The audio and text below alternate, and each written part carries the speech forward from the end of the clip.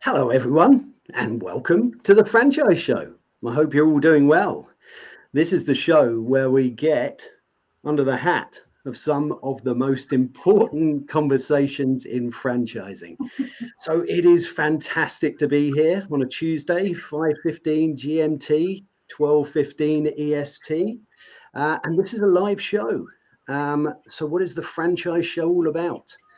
You probably guessed that the Franchise Show is about franchising, but it's about a heck of a lot more than that. And if you're an entrepreneur or a franchisee or a prospective franchisee or a franchisor, then this is a show where you can join a conversation and start to think about things in perhaps a different way to how you thought about them before.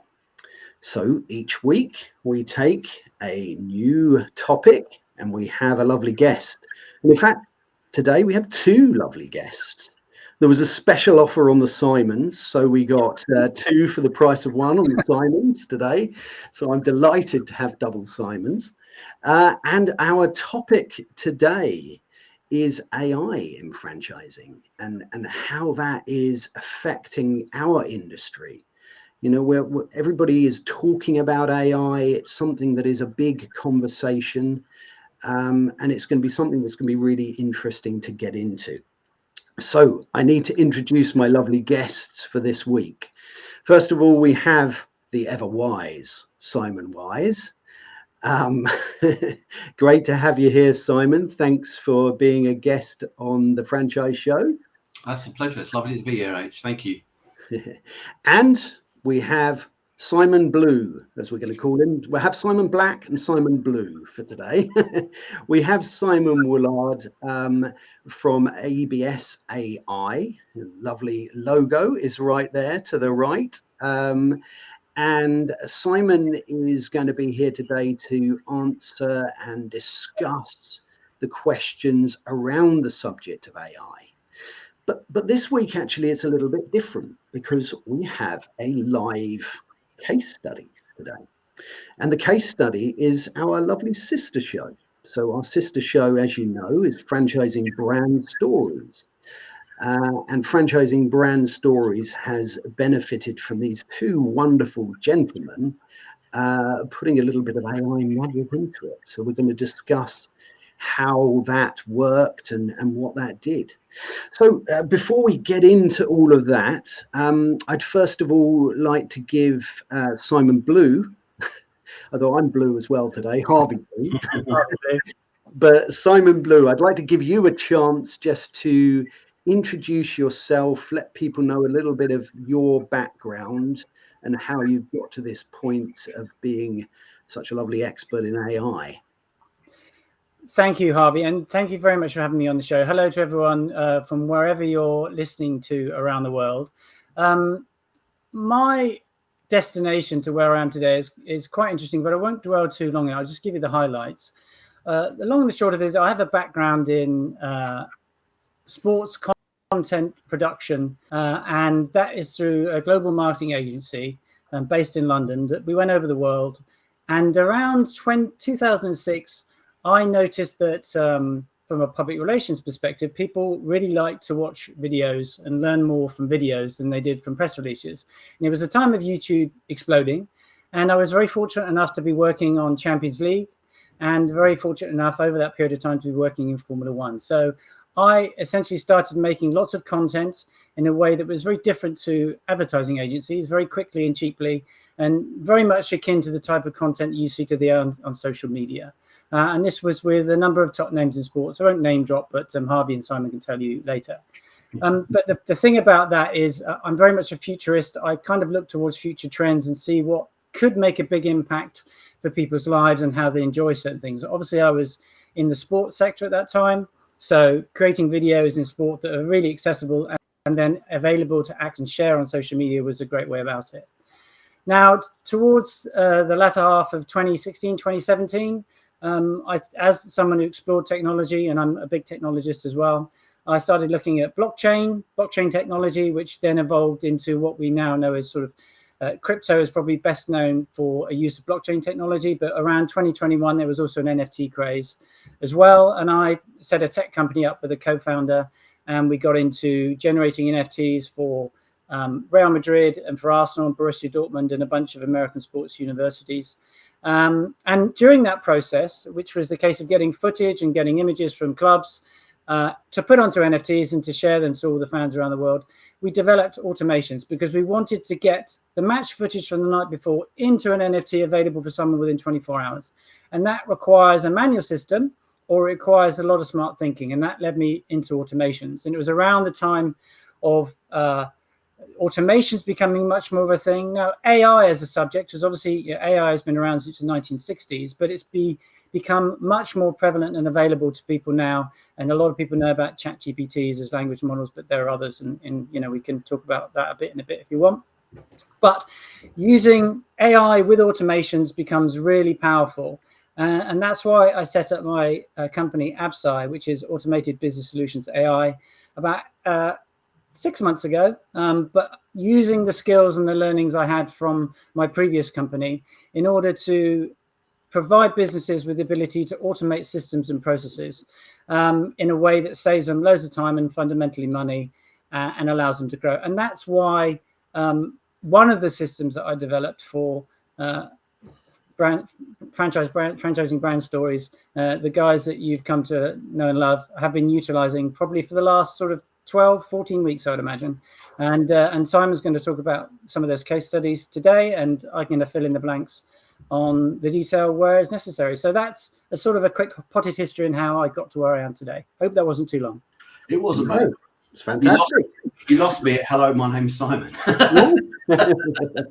No, Simon Blue, that was a fantastic introduction, and we do need you to name drop who those people are at some point during this episode. So I know people want to know, so that's fantastic. But look, thank you. It's a great introduction to understand where you've come from and how you've got to be in this position.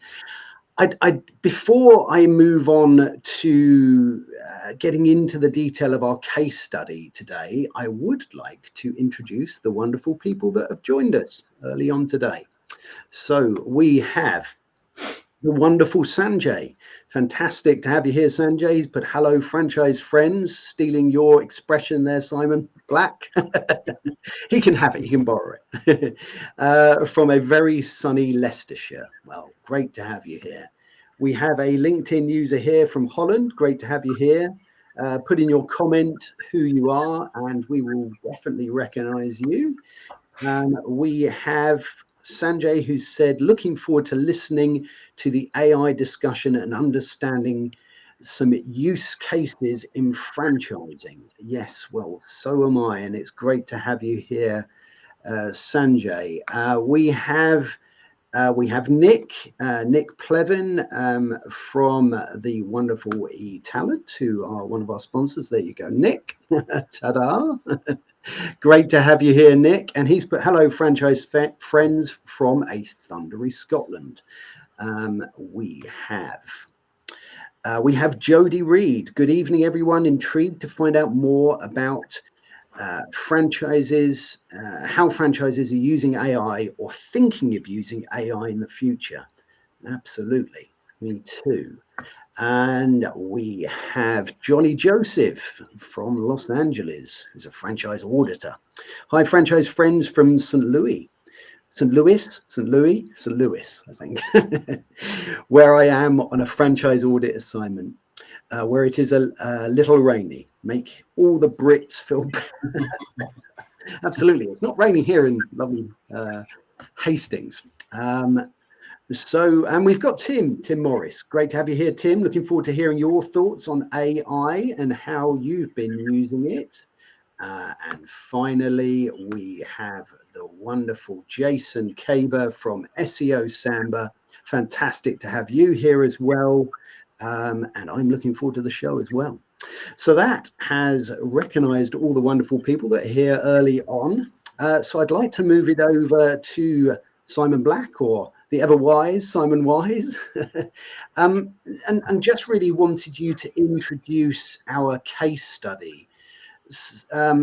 Obviously, everybody knows that I have an involvement in this, but really, this back end of it and all of the AI that we've been using. It's you two wonderful gentlemen that have been doing that. So how did it come to be, and how have you seen it develop in franchising brand stories?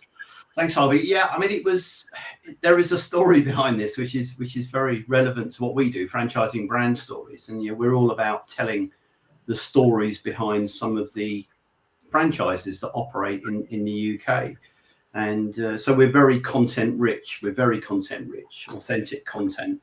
And I was approached by Simon out of the blue, and he started talking about AI. And like most people, you think, well, look, I can use ChatGPT. Thank you very much. I don't need to.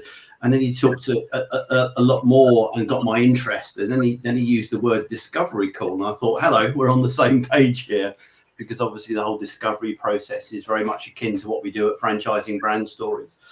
And it started a process of me telling him, or him having a look at what we do and looking at some of the problems we have with the business. As I said, we've got this fantastic content. But we were desperate or very keen to find a way in which we could get this content out into the marketplace. Not everybody wants to sit there and watch a whole hour's worth of rerun. And what we want to do is find some way of just doing little sizzles, little bits and pieces, and positioning them and posting them across all of our socials at one click of a button. So that was really the germ of the idea, is how can we use technology, and particularly AI, to really get our message across. And for our franchisors that appear on the show, it's fantastic they're able to get that reach across the different social platforms. And I started talking with Simon, and he came in and he had a very clear process. What he does, he comes in and listens. He listens to what your problems are, and he listens to what the ideal scenario would be and what we can do, or what we're aiming to achieve with the business. And he sat down and literally sketched out some flow charts and some processes, and then it all started. And that's when we started to use AI. I mean, we use it, we use it in respect of social media content, brand awareness, building brand awareness, and that's the focus that we put on using AI in our business, Franchising Brand Stories, to really get our stories out there to or get our franchisor stories out to the marketplace. And he created some wonderful scenarios whereby, I said to him, look, what we need to do is we need to start, we need to look at pre-show, we need to look at show, and we need to look at post-show promotion as well. So in the run-up to our shows, and a lot of people have probably seen it on LinkedIn and our other social channels, we use AI to do what we call news scraping. I mean, these are news jacking. I do apologise. These are all terms that are new to me. And basically what we can do is we can say, for example, we had the Bike Fitters on recently, and we were looking for a really good news hook and a really good news anchor that we could use to promote their show. And so we went into Google, you type in bikes, and we found this fantastic article about how there was an upsurge in people riding bicycles since COVID, for example. So using our routine that Simon created for us, we newsjacked it. We used that. And the AI routine created a blog post all about cycling and the popularity of cycling, and then we linked that into our show, and it was fantastic. And what he also did for us as well is you'll probably notice we have all these AI generated images as well, which are fantastic. And I will say the one with the mouse on it, the one with the mouse and the compass, got so many views across our YouTube channels and all our other socials. I can't tell you. So look, it not rocket science, but just somebody taking the time to find out about our business and apply it and put together some blueprints and some scenarios that go well beyond just using ChatGPT. I mean, Simon will tell you more about it, but I've learned a lot about prompt engineering as well. It's not so much, the click of, it's what you put into it to get out of it. And that's something Simon taught me very early on in terms of his programming and his skills to make sure that it's been spoken and discussed in the right language and taking account of the right audience. And that was something you were really passionate about, wasn't it, Simon, from the very start? Absolutely. I mean, I think that there's so many sort of avenues we could go down in terms of discussing, but many people are familiar with ChatGPT the world over. In fact, AI in terms of large language models, and people know ChatGPT the most commonly. Of course, there others like Perplexity and Claude and Gemini, and Facebook has Llama.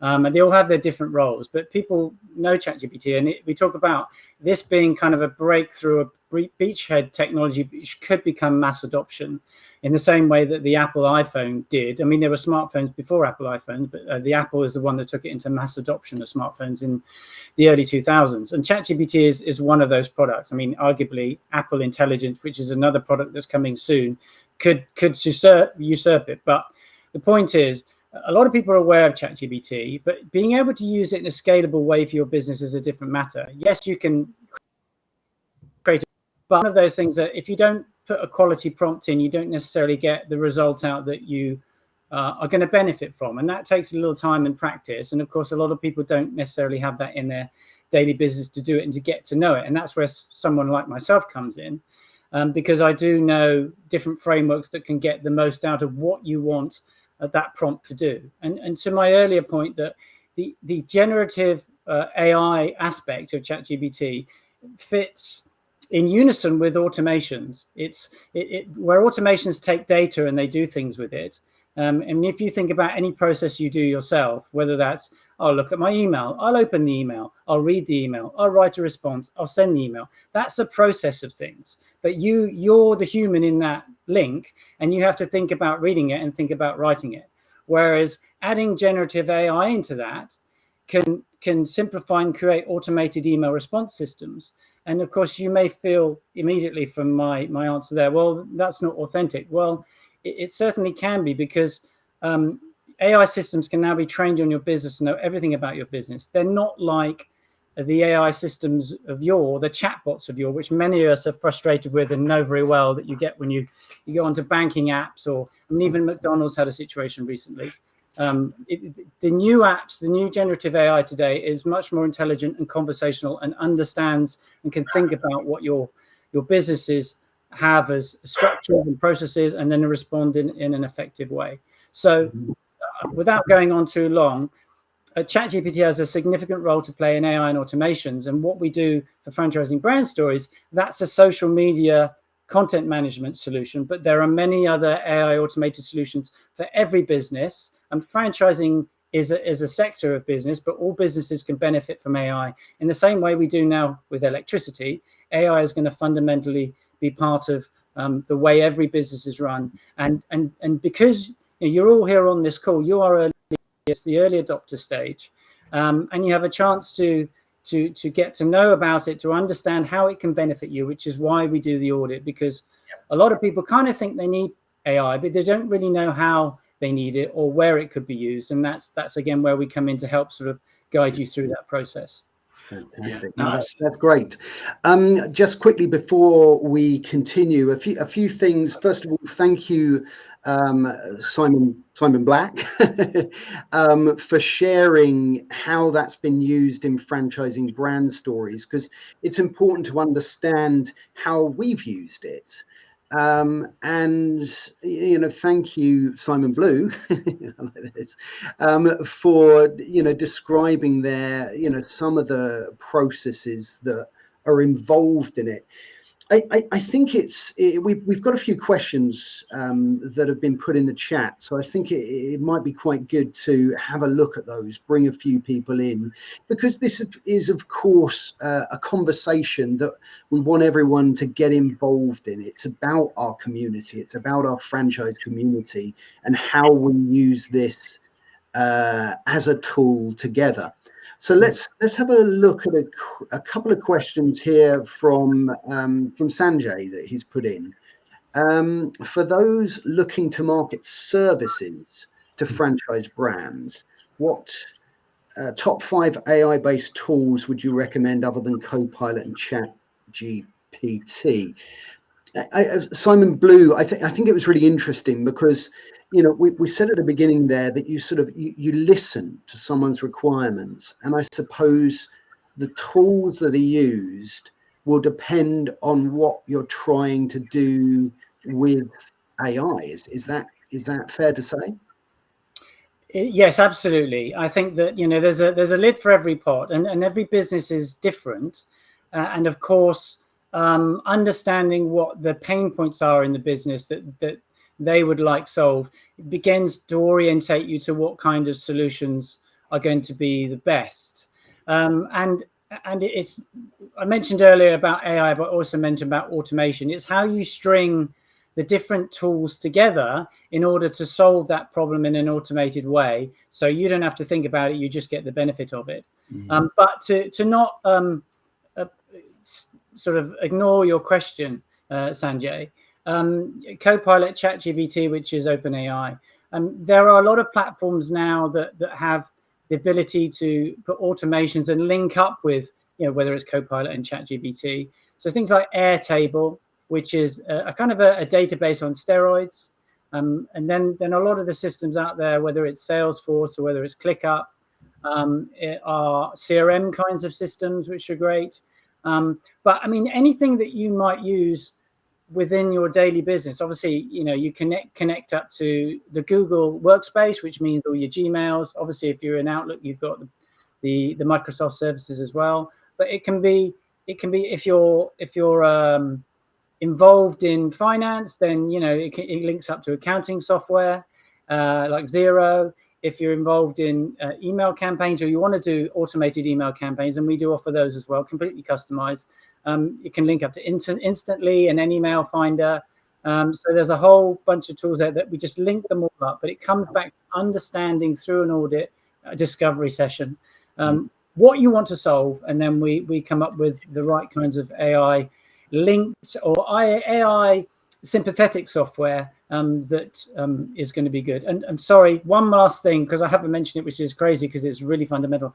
I use a platform called make.com, and it is, if you like, a glue that allows you to link all of these programs together. It's very visual. Some people might have heard of other platforms like Zapier, but I use make.com. It's a lot newer. I think Microsoft has its own version as well, but it's a little bit more limited, called Automate, Power Automate. So, there's a few examples there. I hope that answered your question, Sanjay. Can I just can I just bring something in, because I think it's really important, because obviously it's important to understand what the user's interface is like, because I'm not a techie by any means, and again, that was part of the process. Simon understood that we use YouTube. YouTube is a massive tool for us. That's how we get out to market. We use YouTube, we use Google, obviously LinkedIn more than anything else, on Facebook. So from a user's point of view, if I tell you that I have we set the automations up to run automatically at particular times in the day. So we know particular times in the day when people, for example, that are looking to invest in a franchise, for example, will be browsing and looking. So we can set these routines up. So from my point of view as the user, I get an email that says you have a blog to approve. It comes into my Gmail account. I go into it. Everything's set out in a Gmail spreadsheet. All I've got to do is read and review the copy. And that's really important. Don't be complacent. You must read it and make sure it makes sense. Then I'll have a look at the image that's put with it as well. And if I don't like it, I click a button that says no, rewrite, and it goes back and it rewrites it.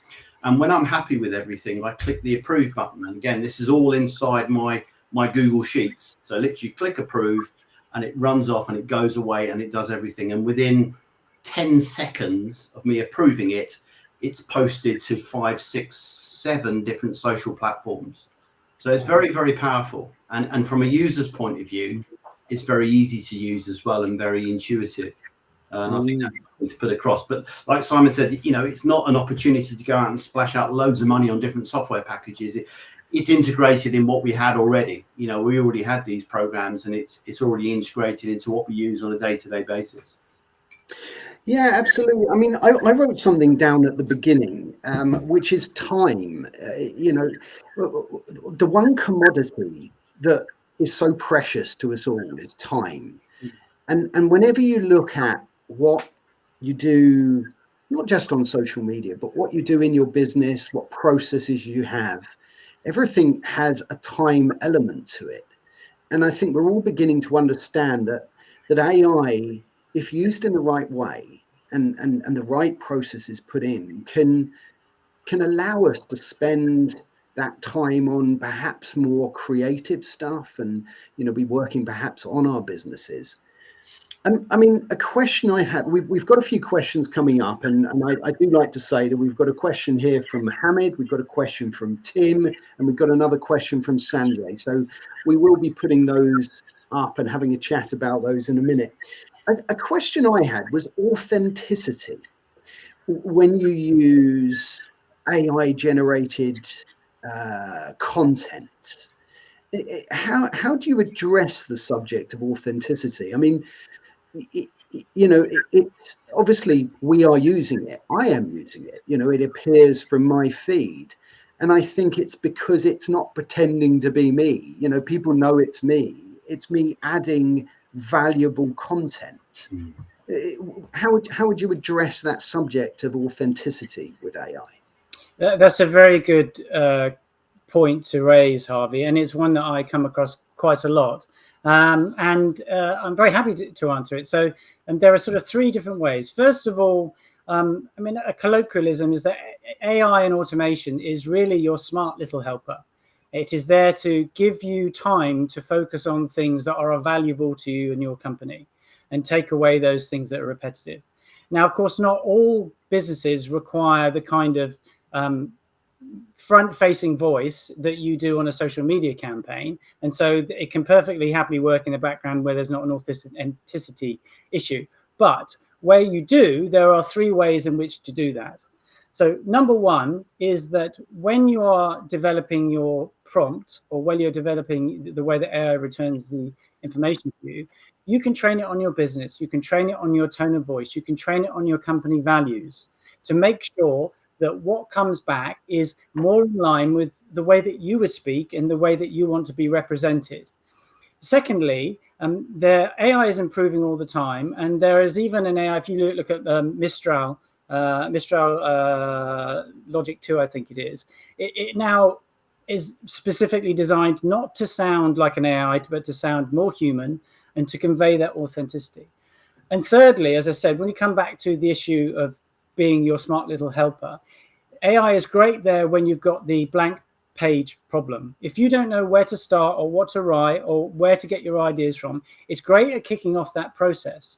But having a human in the loop, and I encourage this for all AI and automations, it shouldn't just be put in and leave it. You really, as a business, you want to be able to have a look at it at certain stages and provide your own review and approval, or edit it to suit what you want it to say. And it's a very simple thing to do, because editing is 5% of the time, not 95% of the time, which is what you need in generating this kind of influential and interesting content in the first place. So that is the way to address it, plus the fact that it's going to keep on improving. And we're not looking for perfect at the moment. We need to be acceptable, and we need it to be suitable for your business, not controversial, but it's only ever going to get better in the future. So now is a good time to get started. That's fantastic. Great answer to that question, and how we can bring authenticity to the subject of AI, because I think it's definitely a concern and a worry for people. If you have just joined us today, this is the Franchise Show, and today we are talking about AI in franchising and how we can use that together to achieve some really fantastic things. We've got let's go to a few questions here, and let's have a quick look at these. First of all, welcome Mohammed to the Franchise Show. Great to have you here today. And Mohammed's put, hi Simon, Woolard and everyone else, happy to see you again and what you're working on. My question is, do you think from a marketing consultant standpoint, is Zapier the best tool to learn to automate services for a marketing consultant to offer to franchise businesses? I mean, it's really interesting. There are all these different tools, and I think you may disagree with me here, but I think it's about just getting that right mix, listening to the individuals as to what they're looking to do, and then you can then approach that process and those prompts to work for a marketing consultant that's looking to promote to franchise businesses. Would you say that would describe the best way forward for this particular example? Well, interesting enough, Mohammed Merrows, I actually worked with, and I didn't know he was going to be on this call. So there's nothing set up here. So hi, Merrows, it's good to see you, and thanks for your question. And so Merrows is aware of Zapier. I mentioned it earlier. I use Make.com. There are two or three known automation platforms, which, as I said before, there are the glue that allow you to plug in these different tools, such as ChatGPT, such as Google Drive, and all the rest of it. Zapier, I mean, it's personal preference. I prefer Make.com. Zapier is a little bit older and has a very linear flow. Make.com is very visual. Simon Wise has seen how I use Make.com. So I don't think, Merrows, it's an issue. As long as you can solve the problem for people, it doesn't matter whether you use Zapier or Make. It's whatever works for you ultimately. But my preference is Make. And trust me, it's idiot-proof. Make.com. Are you speaking from experience? I thought you were wise, Simon. What? Yeah. You know what? As I said, I'm enlightened. I'm a revolutionary, man. Tech skills have gone from 0 to 100 in the last two months. No, our views went from 500 to 2,500 in the space of 30 days. That's what I meant your tech skills, but right. Sorry. No, it's fantastic. I mean, you know, we're here on a few different platforms today, but one of the platforms we are on is LinkedIn. And LinkedIn are looking for users to add valuable content. Now, if you're a franchisor, obviously you want to promote your franchise business, but also you want to bring value to a community and to a platform for people to find that interesting. And I've definitely noticed that, I mean, on LinkedIn, you have something called an SSI score, and that sort of tells you how you're doing on a platform. And I'm sure other platforms have these sorts of things. And, you know, I've noticed since the content has been created for franchising brand stories, that has gone up, because it's adding value. It's taking a topic and seeing what's within the news and trying to, you know, convert that into something interesting for people to look at. So I think used in the right way, this is really, really clever and really, really valuable stuff. And we've seen that. Sorry, Harvey, to interrupt, but I mean, we've seen that. I mean, every franchise brand that we've interacted is rich in content, you know, life-changing stories, you know, the journey. It's great. I mean, and you can really build on that and get some authentic content out into the marketplace in a very, very efficient way of doing things. And, you know, from a prospective franchisee's point of view, that's all gold dust, isn't it? To find out about those backstories. Definitely. We're going to take a question from Tim, but I think I'd like to move on to a few different sort of examples of how we can use things in our franchise businesses, and particularly within sort of our prospect journeys. And you know, I know that we can share an interesting example, but before we get to that, let's have a very quick look at a lengthy question here from Tim. Thanks for your question, Tim. I will read it out because it's too big. It'll cover my face otherwise if all your question came on. So Tim's put, it's great that a consultative process to AI has been developed. My frustration so far has been challenging teams to consider carefully what AI could be used in business to transform it, make it more efficient, improve customer experience, help maintain standards, etc. These teams generally can't fathom what can be done because they don't know what AI can do. They also don't keep up with a rapid pace of AI development. Simon's consult to build a service should be a game changer for franchisors. I think so. I mean, I think the point I'm going to pick out of this is the fact that people don't know what AI can do. They know it's out there. They know it can do some clever things, but they don't know what part of a process they can help it with. Yeah. And do you know what, Tim? That has brought us very nicely onto that segue there. So something I'd like to touch upon. As a franchisor, one of the things that you do is you have a lot of meetings with prospective franchisees. And most franchise business development people or founders or whoever's going to meet with these people are fantastic at having the conversations. You know, it's really engaging. They're enjoying talking about the business and what's going to happen in the future. And at the end of that meeting, maybe it's 4 or 5 o'clock in the evening, perhaps it's later. And then you've got to do a summary of that, and you've got to do an email and a catch up about what happened in that meeting. You know, I'm privy to the fact that AI can take these meetings, transcribe that, and create a presentation based on that meeting. How does that work? Can I just, sorry, just to before Simon answers the question, I think that's really important just to flag up here what we've been doing, because, you know, as a user, you know, we've seen the light, and we've started to look at ways in which now AI can be used in franchising. And that was an important discovery moment for us about how AI can be used in the interaction between, whether it be field-based franchise support staff doing a review meeting with their franchisee, either face-to-face or more so now on Zoom. I mean, you know, how many franchisors do remote-based business reviews that are on Zoom?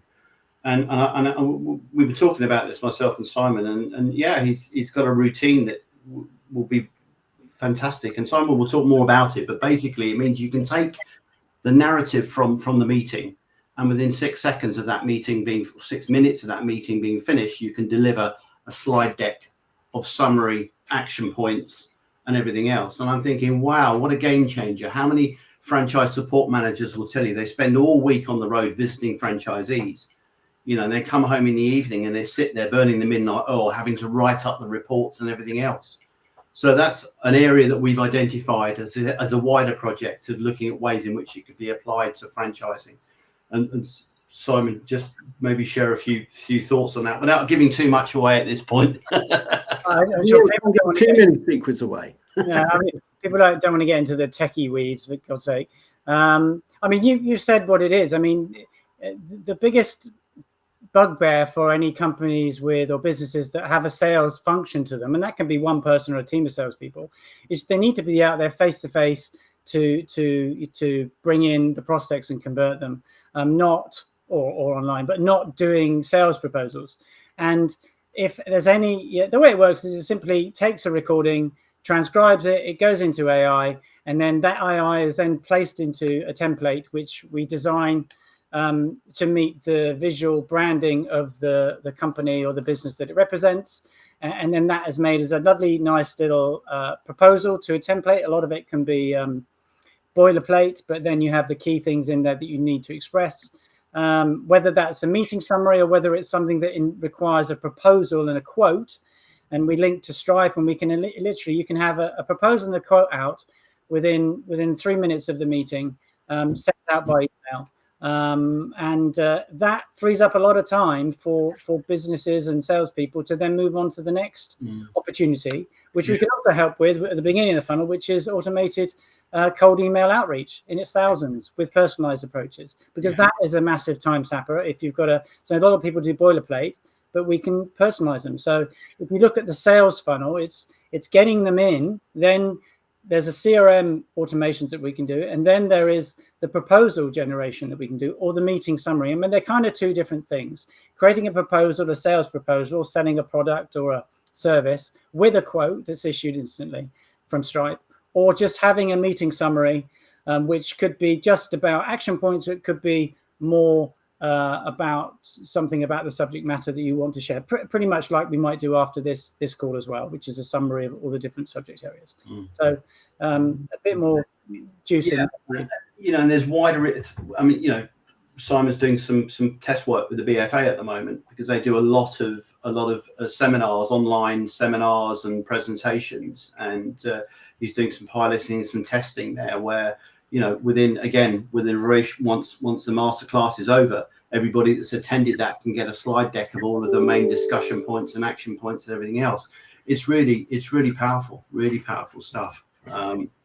It really is. It really is. And, you know, I've been in sales most of my working career, and salespeople and development people and people are looking to grow businesses are really good at the talking side of things and enthusiastic when they're with a group of people. But when it comes to any of the admin side of this, And I think this will resonate with a lot of people. That it's, you know, it's the tedious part of it, it's the boring part of it, it's unexciting, it's not what you want to spend your time necessarily doing. And you know, to be able to put in a process that does this really easily and reliably as well, I think is really interesting. I mean, you know, when you take things like CRM software, you know, normally these things are a bind because you constantly have to put information into these things, you know, and keep it updated, you know. And I think AI is gradually using things like transcribing of various meetings, allowing us not to have such the emphasis on inputting data to make a, you know, a piece of software work. Would you say that's right? Yeah, that's absolutely correct. I mean, the automations that we do with AI, literally from filling out a form, and all businesses can have a form, and all of them have them on their website. It takes that data, it goes straight into the CRM, and then the other automations work off it because you have a first name, a last name, a company name, an email address, and away you go. You can tie everything together and not spend time trying to find data in different locations. There's just one more automation I'd like to just introduce. It could be useful to people if I have time. Yes, absolutely. Yeah. So this is under the banner of customer service and email responding, and it might be, I mean, you had a name for it, Simon. I think it's a service operators or something like that. Owner operators, yeah. Owner operators, that's it. This was incredible. I mean, look, just to put it into context, I went away and I threw these scenarios at him and said, look, this is a typical franchise scenario. Single owner operator, guy that's out mowing the lawn. Okay, he doesn't have an office staff to answer the phone and to deal with email inquiries. Can you help? Yeah. So I've done a couple of these with music studios where they teach children all the day, and the teachers, the fundamentals of the sales process, if you like, are in lessons all day. And what happens, as you can imagine, if you're a prospect looking for information, you send an email or you send an SMS, and you really, because you're eager for your son or yourself to get information on the music school, you know, how much are lessons, where are you located, what do you teach, do I need to bring my own instrument, all of these questions that you want to ask, and you're waiting for a response. Well, you lose as a business so much potential business by somebody getting impatient and then finding another supplier that does give you the answer straight away, and then you've lost them. Well, if you have an email or responsive system that is using generative AI, not these old sad chatbots that are just using if-then statements and are as good as the person that programmed them, the generative AI is trained on your business. And 95, 98% of the questions are going to be the same. But the thing about generative AI, it can be trained on all aspects of your business. And I won't go into the weeds of how that's done. To know all the things, what are the prices, what are the products, who are the people, any question that somebody could ask, it can fish it out and respond to it in a sensible and helpful way. And then you can be informed of that response, or you can just come back at the and see what the response is at the end of the day, and then follow up if you want, if there's anything you want to add to it. And this saves a lot of potential business loss for businesses just by having this system in place. No, I think that's fantastic. I mean, I brought up one of our lovely sponsors, and it's the lovely Penny Hopkinson with Manual Magic, because I think it's rather a good moment to do that, because when we're talking about these processes and where AI pulls its information from, if a franchisor has a ops manual and if we're in America, an FDD, or various information resources that it pulls its information from, then when the questions are asked, at least it's pulling it from the right source of information, I suppose. But what a great point to make, Simon Black, here about owner operators. Yeah. Because there are so many franchise businesses out there that are owner operator based, single site. You're out most of the day doing whatever it is, the service that you're offering. And the admin, the paperwork has always been traditionally a bit of a bind, and you'll miss out on business, like you said, if you don't respond quickly. Yeah. And it's just thinking about some of those things and seeing whether AI, as I said, can come, can actually provide a solution to that problem. Really inspiring. As I said, I've just been throwing up some scenarios in the air and seeing which ones stick. But absolutely, I'm sold on it. At the end of the day, it's made a massive difference to our business. And it has. Yeah, it has. Done properly, though, you've got to get somebody to come in and take the time to understand your business, to understand your culture, your values, and have something that's delivered in accordance with that. Because we're authentic. Franchising is an authentic industry, right? When you're looking at speaking to people about investing in your franchise, it has to come from the heart, and it has to come from the founder, whoever's there. So we can't afford to compromise on that. But we've proved you can do that with some sensible thought and application. That's really important. Yeah, I love what you said there, that it comes from the heart. And just because something is being generated by AI, it doesn't mean to say that it's not going to align with something you care about a huge amount.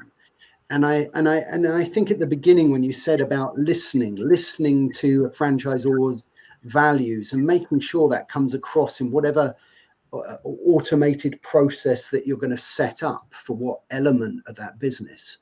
But I know for a fact that this is a tool that's going to be used more and more. You read about how AI is being adopted quicker than any other new technology that has been about in the past. And like Simon Blue said, we are all early adopters of this, if we are talking about it right now, because it's in its infancy. And it's going to be something that, if used in the right way, we can work with it really well, and it'll be a fantastic tool for us to use in our business, and I think allow us to do the things that we enjoy doing, do the things that we're good at doing, do the things that add value to our businesses. And I think that this is a tool that's going to allow that. If you have just joined us today, we are coming to the end of today's session, but this is the franchise show. You got it wrong there. This is the franchise show, and we are talking all about AI and how we're going to use that in our businesses, in our franchise businesses now, and in our franchise businesses in the future. Let's have a little look. We may have another question come in. Let's have a look. We are getting towards the end. But Tim's put here, is there a case for AI voice response to client inquiries for owner operators? Oh, that's interesting. Has it got to the point where you can have somebody, an AI responding by voice, or is that something that probably is coming in the future? No, it's already here. I mean, there is a platform called 11 Labs. I mean, I even use it myself. I use it experimentally, and you can train your own voice. Use a platform called 11 Labs, and what essentially happens is that whatever the response would be from a text perspective in terms of answering a question for a prospect, or even, I mean, a lot of companies use it for sales tools as well, and training manuals, if you like, it can be used. Obviously, there are times when it isn't 100%, but it will get better and better. So there's a company called Synesthesia as well that does video avatars, and they're getting better and better. And again, you can train it all to your own voice and your own values. And those are the kinds of things that you use for training materials, because if you have a set of processes in one country and you may want them to be prepared in a different language, and then the instructions, the script, are then put into the avatar, and then they are then delivered in the language of the country where those training tools are being needed. So, I mean, that's a bit more broad scale and big business, but fundamentally to an operator, if they wanted to have an AI voice that answered their calls, that can be done. It will get better, but it's certainly an acceptable standard. And yeah, I love what you just said there, actually. I think that would apply.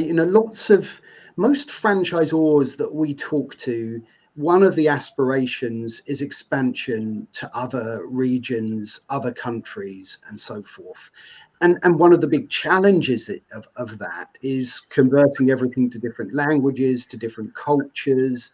And like you say, it's not that an avatar is going to replace any of us. I assure you, we're all real. Look, It's my um, but like you say, to deliver something like a training program into another language, into another culture, in a way that you're confident that that's going to come across, it's going to show your values, is going to be a resource that is going to be incredibly valuable for franchisors as they expand their businesses, not just as Tim's rightly put here, as something that could be useful for a owner operator as well. So it's fascinating to discuss, the way these tools are being used now and could be used in the future. But we have, as ever, come to the end of another fantastic conversation.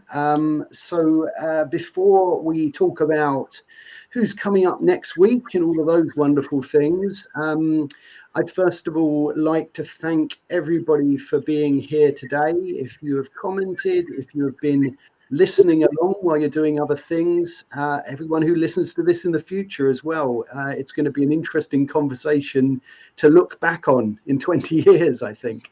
But I wanted to thank everyone for being here. I also wanted to thank the two Simons, Simon Blue and Simon Black. But before we finish, I'd just like to give both of you a chance for some final words.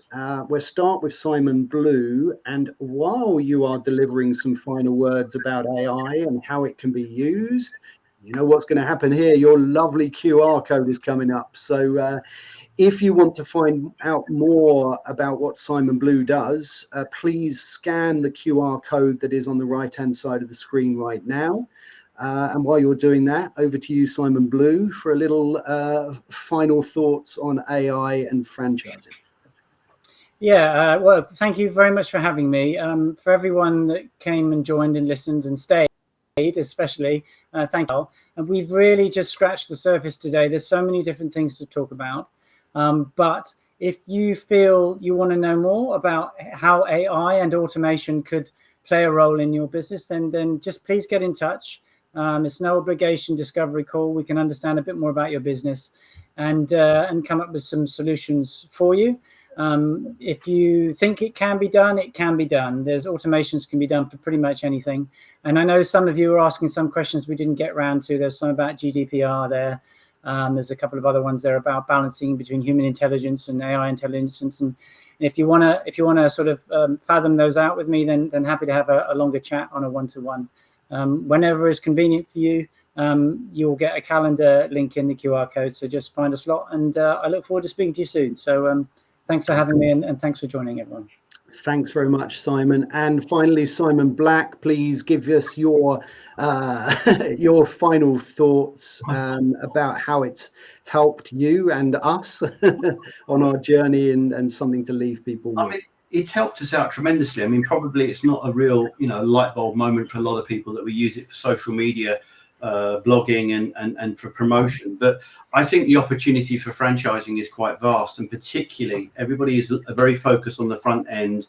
And Simon hasn't even talked about lead management and targeting individuals and things like that. But on the operational side of the franchise, as I said, we've already identified maybe two things that will make a real difference to have how franchisors operate, or how that relationship is managed between franchisor and franchisees. So the world is your lobster, as they say. I think it's just to take it on board. I mean, what I've done is I've created a page on LinkedIn. I've called it Fran AI, because I want to be a little bit of a crusader for this. And guess what's going to happen now, Simon? Sorry, mate. Sorry, I do apologise. I'm very stealing your thunder, aren't I? But listen, anything new, any exciting ideas, innovations, or anything that we could apply to franchising, that's the place where we're going to start giving it a spotlight and start to make sure that it's specific to the franchise industry. So you're very welcome to follow that.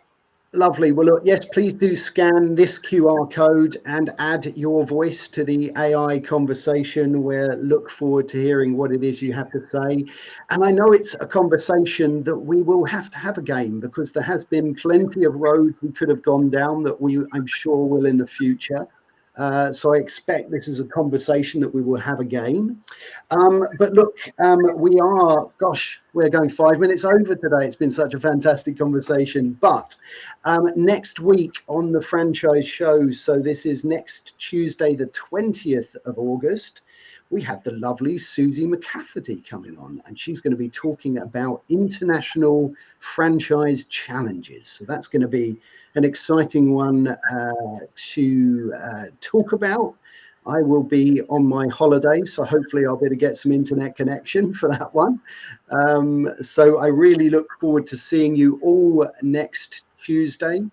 And we're going to have exciting announcements for franchising brand stories coming up for season 3, starting in September. So look out for those as well. So until next time, my fine friends, have a fantastic week and take good care. Cheerio.